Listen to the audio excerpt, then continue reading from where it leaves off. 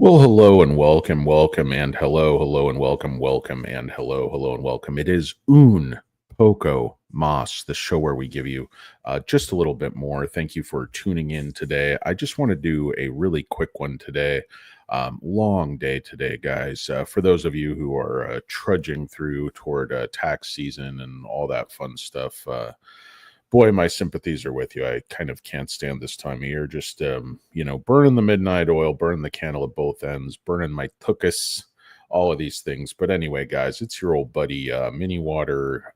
They call me cornbread because I'm moist, doughy, and I crumble under pressure. Of course, they also call me the tugboat because I'm short in stature. I pull more than my own weight, and I'm rarely far from my home port. Of course, they call me Stubby Cohiba. Due to an unfortunate manscaping accident I had back in the early 80s with my stainless steel Vitamix when I was living in Miami. So anywhere in South Florida, they call me Stubby Cohiba. What do they call me out in Vegas again? I can't even remember, guys. These nicknames are so stupid. It's really hard to track them. I think it was I don't know. Maybe that was little Danny Cornbread DiCarlo. I can't remember. It's all so stupid. But Hurricane Lopez, Stock Karen, the gang's all here. All the voices in my head. Welcome and hello to all of you fine people who are here. Two brothers. Welcome and hello to both of you. I think that's the tour company from that. What was that movie? Jen Aniston and Lurch from the Addams Family. No, Vince Vaughn. I can't remember anyway. There was some tour thing. You, me, and a bot. You're here, Money. Here, let's see. It's the great Thomas Puzak is here. Let's Poco Thomas. Two brothers. What's up with SMCI? I'm going to talk about it. I highly doubt Neil will go over 5 tomorrow because the numbers calls are astronomical. Yeah, it's Rumi. I'm not buying those calls. If anything, I'm selling. I have way too many NIO shares, so I'm not afraid to cast a few nets into the water in terms of selling some covered calls. And if I get called away, so be it. I'm definitely not afraid to part with a few, 10,000 shares or whatever. So I just sell a portion of my position. I know a lot of people are all or nothing, just right on everything at different strikes. And, whatever floats your boat, guys. Again, as I've said about a million times, I'm not trying to teach anybody options because I'm not an expert. If you want that, go to invest with, Henry, old hard nipple Henry from Goldman Sachs, or you want somebody, you want a bald guy who's not a lurker, go with TJ the Wheel Deal. I don't know if he's actually bald. He might just shave his head because he has such a beautiful symmetrically shaped head. Hard to say. Also a big Tesla guy. Believe it or not, people are like, oh, you're down on Tesla, you hate Tesla. I'm like, I'm not down on it. I just it seems like sometimes they crash the economy or they crash a stock almost on purpose. And it's like, what are you supposed to do as a shareholder? Just, try to sell the top and try to figure out what's going on and buy back in lower, or just watch, half your portfolio evaporate. Sometimes you have to take action based on, what's actually going on in front of you. But I don't hate Tesla. I still think, the engineering, the AI, the robotics, the batteries, all this stuff will bear fruit. But I never thought it was going to be a low-cost car company trying to grind it out in the trenches with, BYD and Hyundai and Kia and, Suzuki. Like, it's a low margin business. It's a shit business. It's a very tough slog, but it was never there. It was just about, getting to the robots. It was all about getting to the robots. It was always the robots. But anyway, this video, of course, is not about Tesla. It's ostensibly about SMCI and NIO. So just want to do a brief analysis. I'll just cut right to the finish line. Heavy shorting today.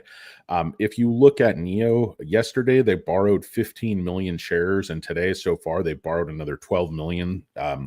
Yesterday they didn't actually short. They were just basically setting up today. So if you look at the short volume, what is it? It's SMCI. If you look at the short volume for NIO, yesterday it was quite low. They let it move a little bit, and volume was very, very low also.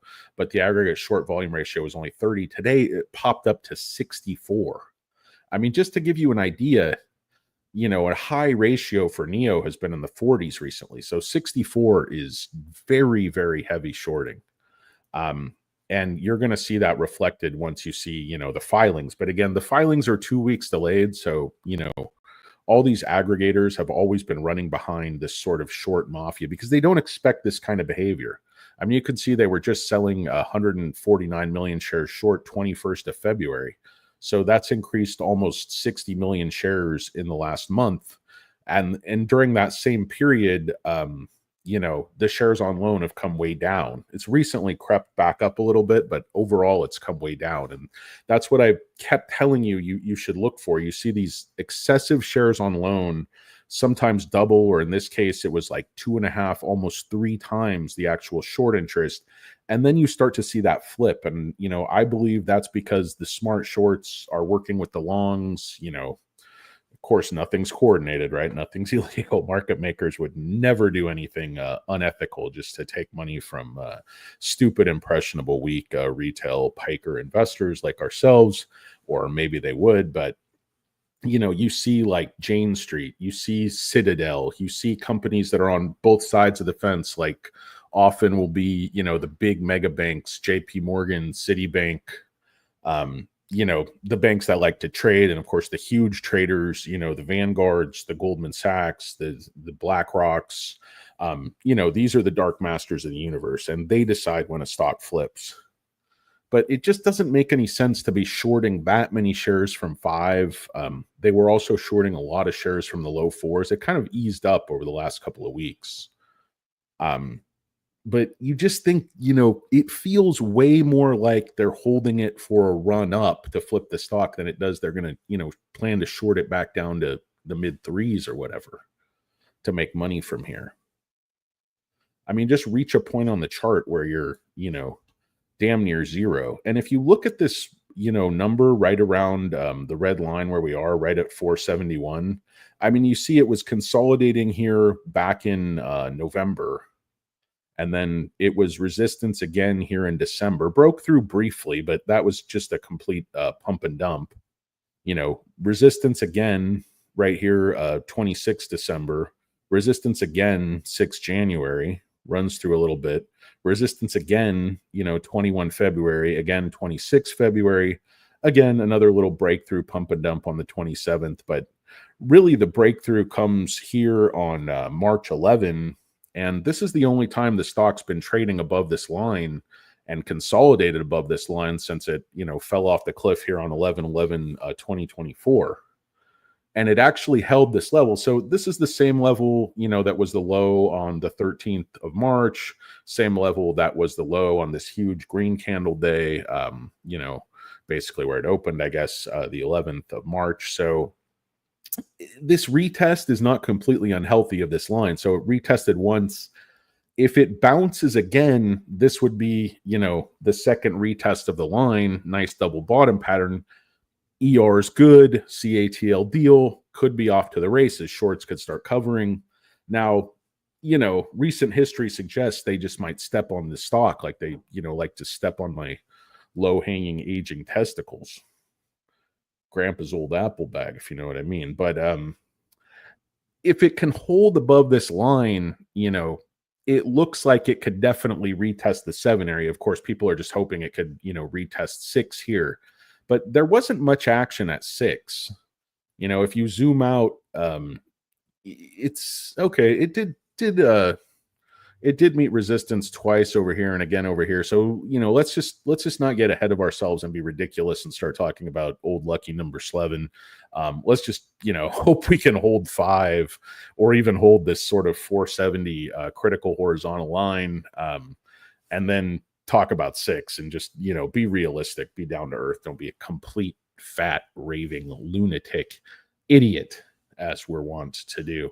Okay, let's take a look at this SMCI chart because, people are sort of panicking when it drops to the mid 30s and then sort of elated when it goes back up to the mid 40s. It's like, dude, come on. It's been sitting here since the end of February and it's still at exactly the same place.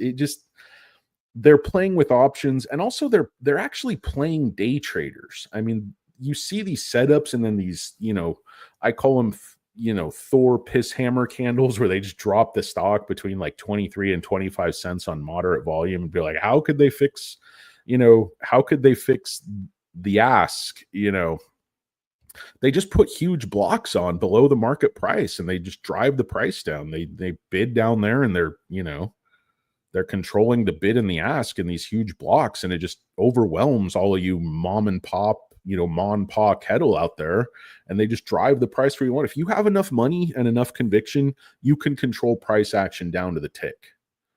It's just that simple, and they do, particularly on stocks like this. But you saw this thing top out around this level, come back down. Look at how low the volume is in this area of consolidation, down here around 30.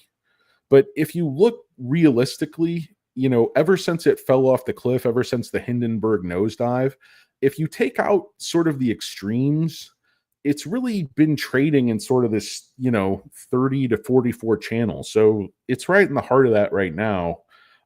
Volume is going away a little bit. I think all the volume, all the price action on these two stocks is largely artificial. And, I think starting to be controlled a lot more by bulls. It's like the tale of two cities, like Shitty Walk. When the shitty sushi moved in right next door. It's like SMCI, I think, has just been a complete Fugazi narrative, and the risk was never real. There was no there. There was no one behind the curtain, if you will. That analogy really doesn't make any sense. Some kind of reaching Wizard of Oz, nonsensical, logical garbage. But in any case, guys, if you couldn't tell, like, this show is not pre-planned, researched, logically reasoned, sourced. There's no fact checkers.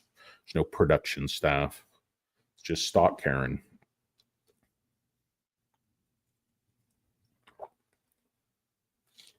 There's nothing more satisfying than a mini water. Absolutely delicious. And it'll make you feel better about the size of your Vienna sausage. I was like, hey, honey, looks bigger when I'm holding this mini water, doesn't it? If you say so, dear. Anyway, guys, try it. Might work for you. Might not. Probably won't. Don't even try it. It's bad strategy, bad call. But anyway, kind of forget what I was talking about. But I just think if they're fixing the price and you're not stupid enough to buy these weekly calls that they're going to kill and collect this premium, which is how they can hold it down. But I think it's a different ballgame, and I think they're running the same playbook. It's like, Bill Belichick or, the Cart Menez character in Stand and Deliver. Like, you have to be willing to cheat. You have to kind of see where it's going. So high institutional ownership, high insider ownership. Insiders aren't dumping. Why didn't they all dump at 60? Because they know this company's not a $60 stock. They see the growth. I mean, I talked last video about, the forward PE, which, down at these levels, I mean, the PE this year, which is almost over, is 17. But if you go, push out what Uncle Chucky's saying, and they actually hit something like 70% top line growth, and the bottom line grows just modestly. I mean, forward PE, you're talking about 8 or 9, 7.5 even, for a company growing the top line 60 to 70%, 100, then 54. And this is a cyclical business. They're at the end of the NVIDIA product lifecycle. Their margins are down. Their numbers are down. And that's about to swing back up radically. You've seen all the new product launches they've had coming out. I mean, they're working hand in hand with NVIDIA still. It's very, very clear. They're poised to take these huge customers. And I mean, Cramer being Cramer, here's Cramer, no. Jim Cramer's harsh rejection of Supermicro. And I'm not going to bore you, with the bald prophet. Be very wary of worshiping bald prophets, even if everything is just hunky-dory and for the charitable trust. Even if you got a heart of gold and you wear that heart on your sleeve or your bald head. Like, remember when he said Supermicro, I find it amazing. He changed his whole tune. That was like at the top after the run. It's like, guys, people that get caught up in the elation and then they're sort of giving you positive indicators, a little nudge, wink, a little squeeze on the twig and berries, if you will. A little tickling of the low-hanging fruits, if you aging guys know what I mean. Sorry, I'm kind of slouching in my chair. I'm like disappearing. All you can see is the Nautilurker trucker hat. And no, you can't get one. The only way you can get one is, subscribing to the channel, becoming a member of our OnlyFans. See Naughty Lurker shave his head and do try-on hauls of sailing wear, going to a regatta. But anyway, so Cramer's a no. He says, there's still work to do, and that's true. Basically, getting BDO to sign off on these financials, along with a negative note, is just like the bare minimum. You didn't accomplish anything. These books were due months ago. And if Ernst & Young quit for no reason, I'd be a monkey's uncle. I know maybe it wasn't a great reason, but management to say we don't have any blame in the situation is just ludicrous. And they're not even saying that. Where's the new CFO, by the way? I think Uncle Chucky loves this CFO guy. I don't care if he's, crooked as a once measured saw cut, once bitten, twice shy. But, this guy's grown the company and he's got a lot on the ball. And you hear him talk like he knows this industry, knows this company. So I don't think they want to get rid of this guy because he's the goose that laid the golden egg. And, you don't kill the golden goose. You don't fire Hank Hill. Hank Hill's the guy who gets the job done. Along with, of course, Billy Jack, Enrique. Who else do they have over there at Strickland? Buck. Donna. Was it Donna who died in the dumpster? I can't remember. I love King of the Hill, if you couldn't tell. I love Bobby does a Hank impression. He's my boy. He's not much, but he's all I got. I think that was in the pilot episode. Anyway, guys, that's neither here nor there. But yeah, so just look at what these, false bald prophets tell you. Like when it's low and they're churning it and it's finding a bottom and it makes perfect sense, at least in my mind. I'm not telling anyone else what to do, but it makes perfect sense in my mind to buy. They're saying, no, don't buy. And when it's sky high and it's just gone up, 50% overnight, they say, it's amazing. It's like the same thing with SoFi this guy does. Like, I believe in it. I can't do it. I just can't. I love it. It's rock solid. It's etched in stone. Believe me, it starts to go down again. He will bail. He will turn tail and run. He will, shift on a dime, whatever, stupid analogy you want to use. But, but people listen to this guy. I don't know why. When they do statistical analysis of his stock picks, they're absolutely horrible. You do better, throwing feces at a dartboard or a tour bus or a high velocity fan. You basically do better, staple gunning your nuts to a bulletin board, smashing yourself in the face with an anvil. You do better, hurling yourself into a overly full outhouse after a music festival or a chili cook-off. Hey, guys, mind if I use that outhouse? Like, well, oh, but it's the tail end of a 3-day chili cook-off. I don't know, guys.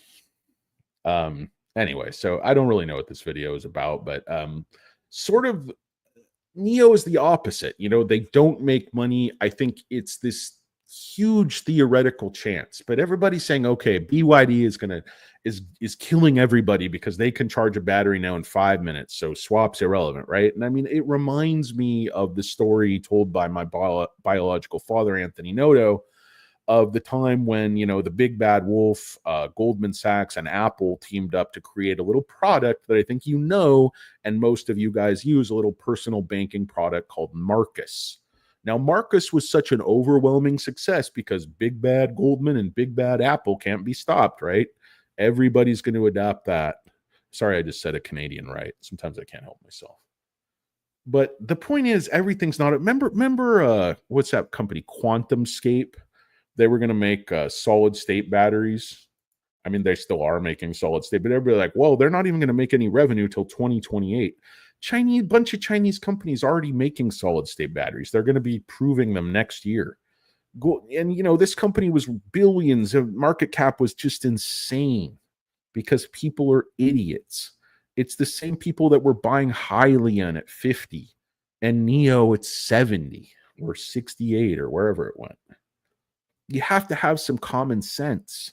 You have to look at the time frame, the market cap, the capex that's going to be required. You have to be able to do math. You have to understand where it's going to take to get from A to B and what dilution and funds are going to. Money doesn't come out of thin air. It's either debt or it's dilution at the end of the day. This is for people, and sometimes it's both. Sometimes there's a poison pill. Sometimes there's a kicker. Folks, sometimes in life there's a kicker. And when your back's against the wall and you're nuts into a cheese grater and you got 1 foot in the frying pan and 1 foot in the pressure cooker, sometimes there's going to be a poison pill, in a senior note. And you're going to have to pay something on the back end, or you're going to have to execute so they convert. You worthless sacks of shit. No. You guys are great. I love you guys.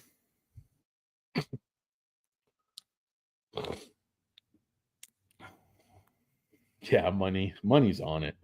Money. Why are bald men always so intelligent and handsome? Ask Not a Lurker. You got to DM Not a Lurker on that one. My eyes are terrible. Who's that?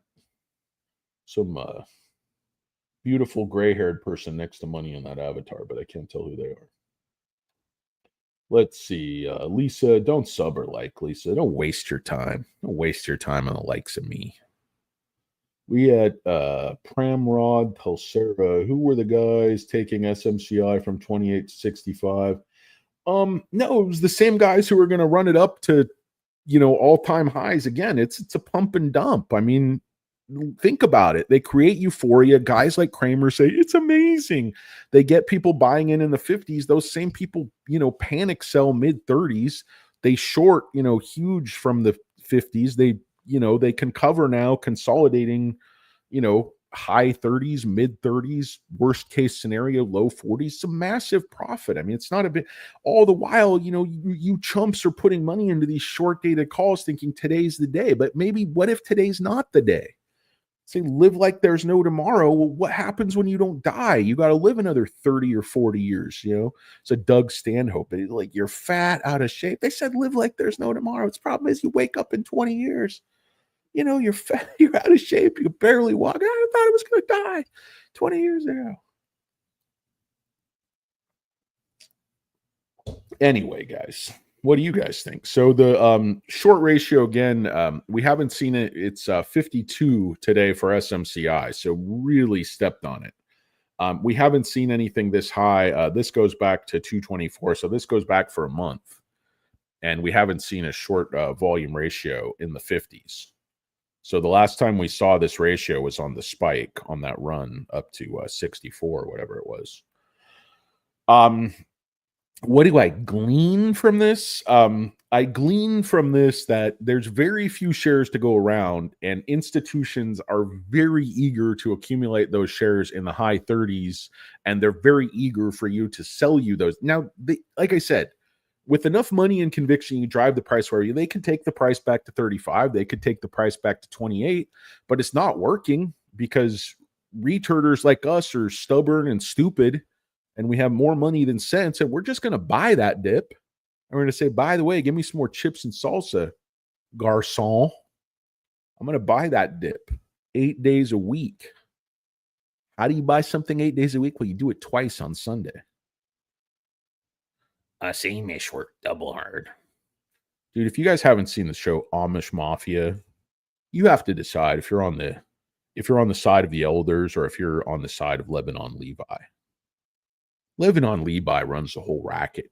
The English taxi cabs, he runs the protection, runs the raw milk deal. He has an LP, like a little person who's like his enforcer. But I think he might be Mennonite. So, lot to think about. Not sure what Amish Mafia has to do with SMCI. What do you guys think about mini waters?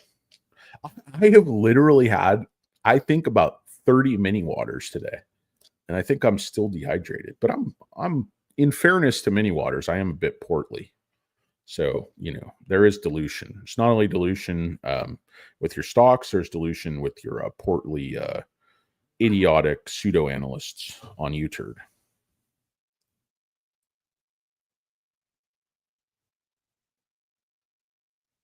Awesome.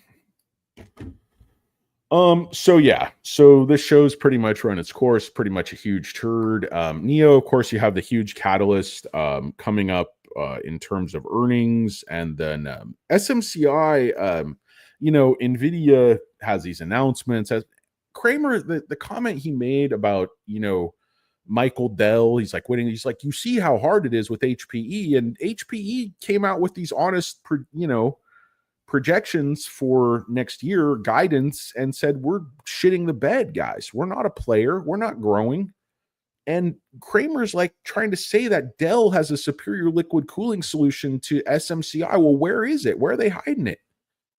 What do you got, a mouse in your pocket? Who's the we? Got that thing keistered? You got that thing in a charger? What do you think, you might be going to prison any second? Where is it? Where's the plan? Where is the superior liquid cooling that you can build in these extremely rapid? It doesn't exist. Dell doesn't have a better solution for any of this than SMCI. They have bigger name recognition. They have more capital. They have a healthier cash position. That's for sure. They don't have shady accounting, haunting them for the last 6 years, hanging over their head multiple times, like stupid heads that they are. So I'm not saying Dell doesn't have anything going, but Dell's forward PE is like 10. I mean, their forward PE is higher than SMCI, and they're not growing at all. How do you explain the lack of growth? Why are SMCI sales the last 3 years growing 110%, 54%? Next year, analysts are calling for 60%. Uncle Chucky's saying it'll exceed that by 20%. They're calling for 34 billion. He's saying conservatively, we're going to do 40 billion, you bunch of chumps. You bunch of doubting Thomases. Oh. So anyway, guys, if you want to really get to the crux of this, I have no idea what's going to happen. My heart says NIO is dramatically undervalued and will be a huge long-term winner and a global force in EV. My head says SMCI, if they can get through the accounting pitfalls, scandals, run that gauntlet, and get their books clean, get their audits clean, where they're not making, these negative comments, they're unable to trust the audit committee, they're unable to trust the veracity of their conclusions. You have to look at realism. This is companies in the AI space that are joined at the hip with NVIDIA, that have these solutions for all the other chip companies. It's cheaper, more dense, better cooling, more energy efficient, able to build it much, much faster than any of their competitors. They have decades of expertise in liquid cooling and cooling in general, and these that Dell simply doesn't have. They're a Johnny come lately. They're a new kid on the block. I like Michael Dell's frizzy hair. He's a fellow, curly guy. I mean, Kramer's like, hey, he's one of the most charitable guys ever. And I'm sure he's a great guy. Like, I wish I knew him. I wish he took me on vacation. I wish he'd adopt me. I wish he'd at least acknowledge me on one like my biological father, Anthony Noto. Who wants a chubby son their own age, I keep saying. But anyway, guys, yeah, there was no real point to this video. I couldn't decide if I wanted to make a NIO video or an SMCI video. So I just went for this random, pointless ramble that really lent you nothing useful for either stock or any other stock.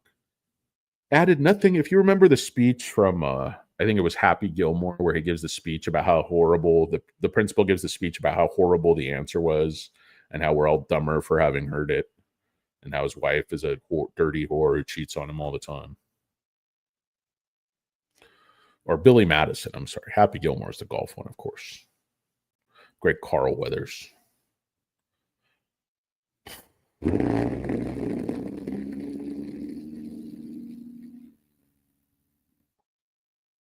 What's up, Antonio? Uncle Chucky accounting. Uncle Chucky accounting is dirty pool, man. Get it together, guy. I mean, when you're barely making any money, you're a $1 billion company, you're trying to finance wineries and pretend to save trees, you do what you got to do. When you're a $40 billion company, you play it straight up. It's like Hank Hill in the Pimp Game. I play it straight up, man. Had to go toe to toe with that character voiced by Snoop Dogg, who is from the OKC. You guys remember that episode?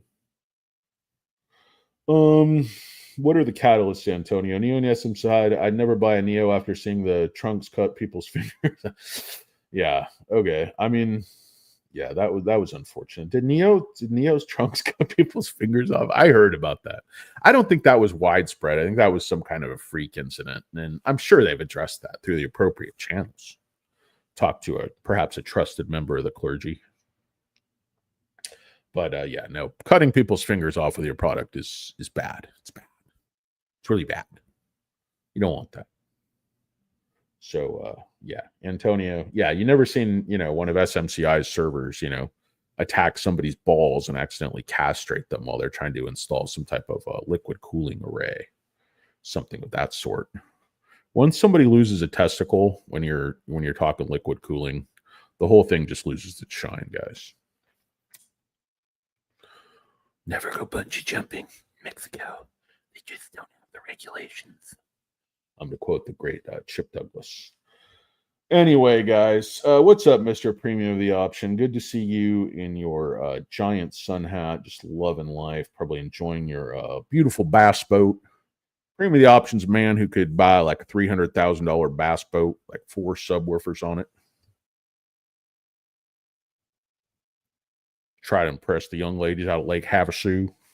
Hey, ladies, I'm young. He's kind of like an Owen Wilson type. He's like, I don't know what I'm doing yet. I'm just bumping around. I'm young. I'm wearing, dungarees rolled up past my ankles, riding an old rusty bike. Just happened to be around the house. I don't know. Just maybe go down to the beach, talk about life with this beautiful young lady.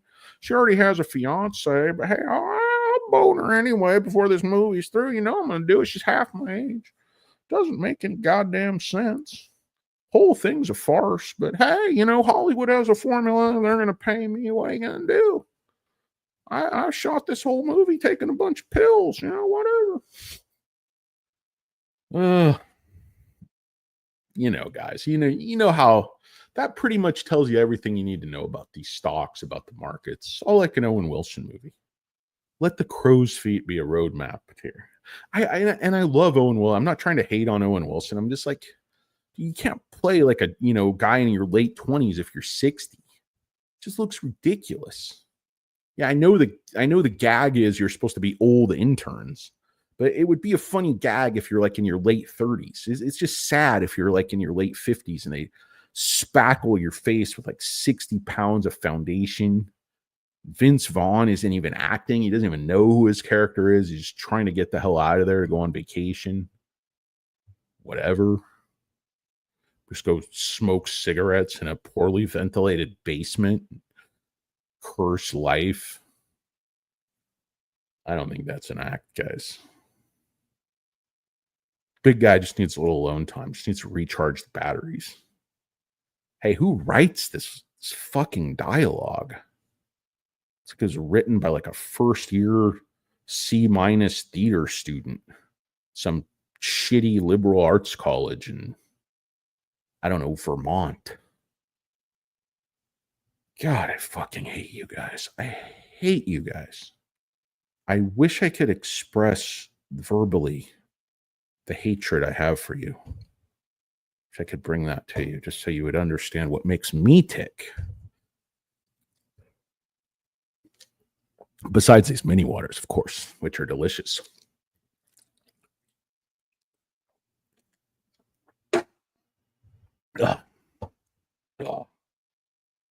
One more mini water. I'm not going to be able to drive myself home. I have to call an Uber. You know those weight things you get from like California DMV? Tell you how many drinks you can have. It's ridiculous. Like 0 drinks, 0 drinks, 0 drinks. So you get like 240. Then you can have like 1 drink and you'll be on the borderline. Dude, people around here, I don't drink. People around here, like they count that in like bottles of wine. Like, well, I only had 2.5 bottles of wine. I'm gonna buzz on home. And my Lexus practically drives itself anyway. My Tesla, whatever. There's nothing funny about drunk driving, guys. Don't do it. There was never any excuse, but now there's even less excuse. Like Uber and stuff. I'm like, well, I really want to get my car home. I won't remember where it is in the morning, but I'll have to run outside and see if it's there. Maybe pick the hedge. Hopefully it's a hedge and not a body off the windshield. Not joking. Don't drink and drive, you stupid, stupid, stupid turds. I know there was absolutely nothing conveyed of any, even remotely any value, either entertainment, advice, or otherwise in this video. But let me leave you with that one thought. Don't drink and drive, you stupid, stupid jerk. Don't drink and drive. Eventually, you're going to kill somebody. And you're going to feel like a real asshole because you are. So I don't mean to go on like a mothers against drunk driving thing, but don't drink and drive. It's really stupid. Don't do fentanyl and drive. Don't smoke weed and drive. Don't do dabs and drive. For Marco Guzar, who's a huge Danny Dabs fan. I'm just dabbing my way through life. I don't even know what dabs are, you asshole. You would just said I was on like Thai sticks or something. I would have known what you were talking about. I'm just tired. I rub my eyes all the time, you dumb, stupid guy. No, I like Marco Guzar. He's good. He has ears. He might have been a professional wrestler, Greco-Roman, real wrestling. Maybe he just has, maybe his ears just stick out. I don't know. He's a handsome man, though. Most of my viewers are far more handsome than I am. It's pretty annoying. But I like to imagine you guys are stupid and humorless, trudging through your... I mean, how desperate do you have to be to watch this show? Spend your time doing this. You really got nothing going on. You scraped through the bottom of the barrel and it's like that ooze that's around the trash. That's where I am on the ladder of the entertainment industry. Bottom of the barrel, U-turder, poorly aging, chunky stock monkey. Even my nicknames are low rent. Cornbread, moisto, I like Stubby Cohiba. I like the thought of a manscaping accident with one of those old stainless steel Vitamix. You're like trying down there, messing with the toggle switch, or you're trying to just gently trim your pubes. What could go wrong? Am I right? Yeah, the blade's spinning at like 15,000 RPM. It's raised. Ah! Hey, man, we're going to call you Stubby Cohiba because you cut your wiener with the blender. Pendejo. All right, guys, good to see you. See you guys next week for bowling. Okay. Your turn to bring Fresca. Okay, guys.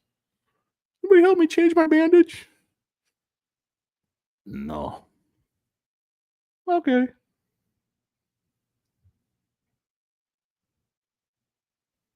No, I know you're busy, forever forgiven. I'm just joking. Everybody wastes time on YouTube. And it's not really wasting time. Like, you're thinking, you're probably doing other things.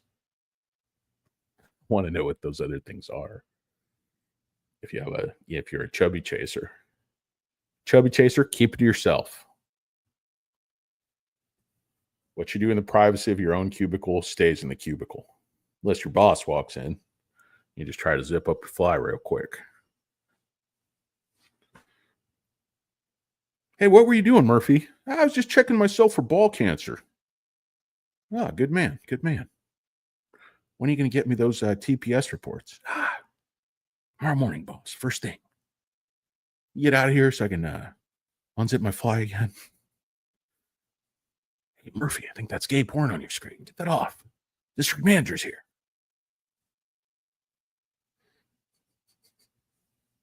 It's happened to the best of us, guys.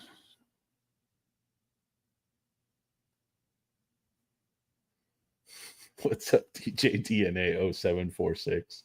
Where'd you come up with that number?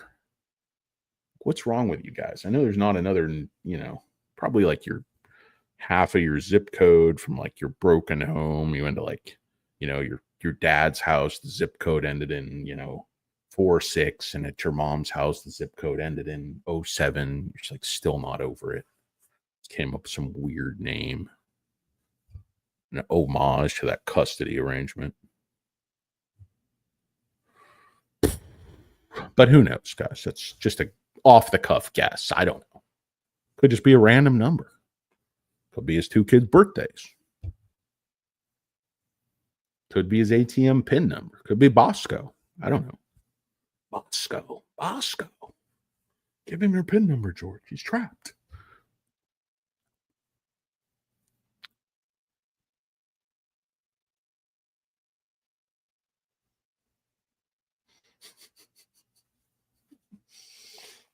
Oh, God. Call that. Anyway, guys, I'm going to get out of here. We got Money Making Mitch. They call him Little Pig. Oh, man. Nah, busy life. I know you guys. I'm just messing around. Look, what am I talking about? I'm wasting even more time doing the show. It's even stupider. I don't make a penny. I waste money doing it. Can I say I'm a huge loser? What are you going to do, right? At least I'm honest. My opinion certainly doesn't matter.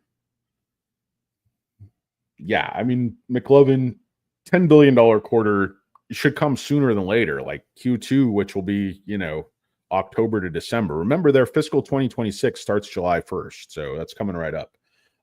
Anyway, guys, I have no idea what's going to happen. None of this should or could possibly be construed as any type of rational advice that anyone with half of a pea monkey brain would listen to. So, unless you're just powered by monkey shitballs in your head, go ahead and do your own research. Think about it. Understand. There's a lot of risks posed by these accounting difficulties, investigations. Anyway, risk, blah, blah, blah. Un poco mas. Gotta go. Peace.